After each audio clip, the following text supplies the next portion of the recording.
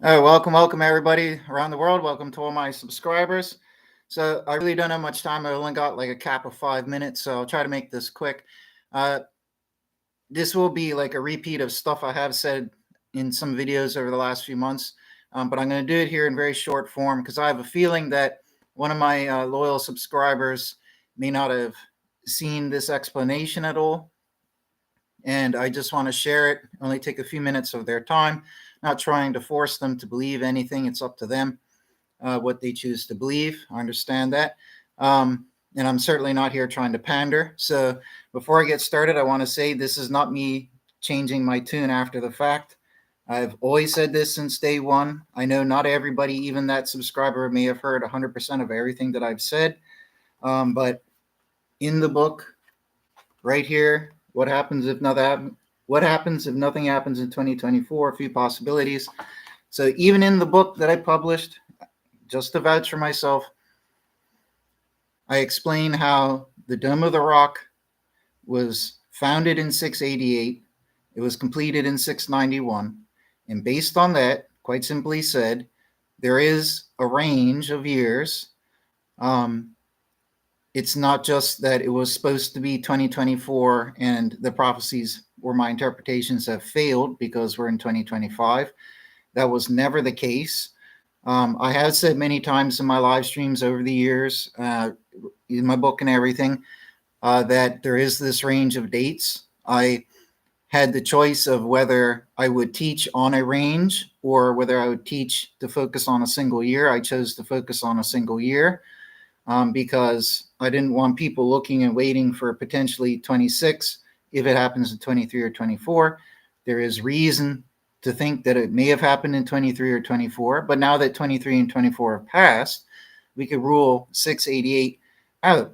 If it's not the commencement date for the Dome of the Rock, it could, in all fairness, be at any point within those 3 years until it was completed.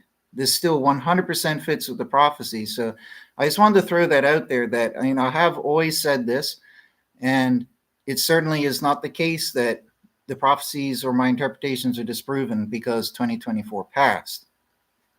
I also want to draw reference once again to the fact that totally out of my control, the conflict with Israel started, the very nations Ezekiel named that will gather together only after Israel is reborn and the people living there. And these things could have only taken place in 1948. And after 1948, for about 2,000 years prior, Israel had fallen as a nation. There was no reason to think they might ever come back into existence again, but they did after the World War due to highly unforeseen circumstances. Ezekiel's prophecy coming true in 23 and 24, and, all these mysterious and profound UFO sightings around the world, fallen angels, a mix of the two. There's a lot of, big things happening in the world that have never happened before.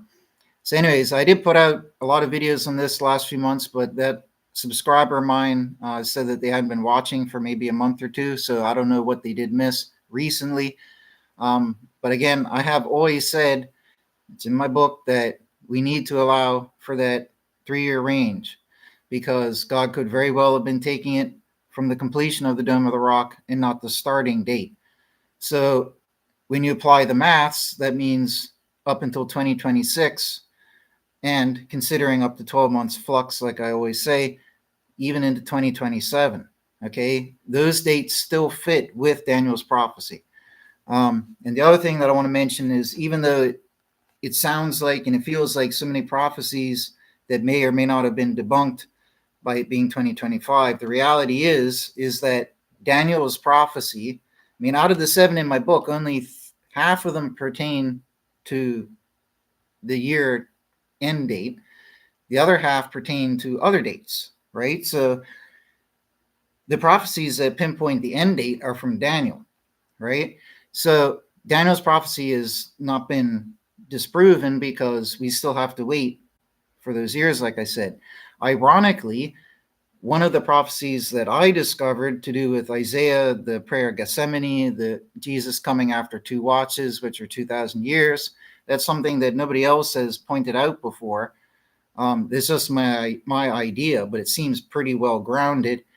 But even still, my point is that wasn't a biblical prophecy, like verbatim. That was something that I gleaned from the text. It might actually be right, but I'm just saying it wasn't a bona fide, legit scriptural prophecy. But nonetheless, as they show in the book, we're talking about Jesus returning after 2,000 years. In the book, I state in the book that I had a choice, that we all have a choice, whether we take those 2,000 years from his death, which will give us 2026, or do we take it from his baptism, which will give 23 or 24. And like I said, because I had chosen to go with the closest singular year, 2023/24, that was my approach in my teachings. From day one, I could have always just verbally said that there is this 3-year range, we have to wait. And one of the reasons, like I've said before, I chose not to do that is because I didn't want people to think that I was trying to highlight that these were the final 3.5 years. Because if I give people the impression that the final 3.5 years starts in 2023, right, that could be falsely misleading if the end comes in 23 or 24, right? So for those reasons and a few others, I decided to stick with going with the soonest year out of the available range, right? So anyways, enough on that there. I just hope that the subscriber didn't lose faith in all sorts of things just because 2024 didn't pan out. I really hope that's not the exclusive reason. I would rather they didn't lose faith at all in anything, but that's not up to me. It's their life. So, but if they did lose faith because nothing happened in 24, all I'm saying is, hey, we should have always been considering up until these points anyways. If we believed in this prophecy of Daniel this whole time up until the end of 24, by all right, we should still be, by the same accord, waiting until 26 and unfortunately even 27. If nothing happens after 2027, that's a different story. You know what I mean? At that point there, I would have to say, yeah, either the prophecies are bunk or I just interpreted them wrong. There's something else to it. I would never advocate somebody losing faith. I'm always going to stubbornly have my faith. It's helped me endlessly throughout my life. But anyways, so I just wanted to throw that out there. I'm not going to sit here and preach or anything like that. But anyways, thank you again. The subscriber knows who they are. All the best to you. Love you, man, as brother and all that, spiritual brother and everything.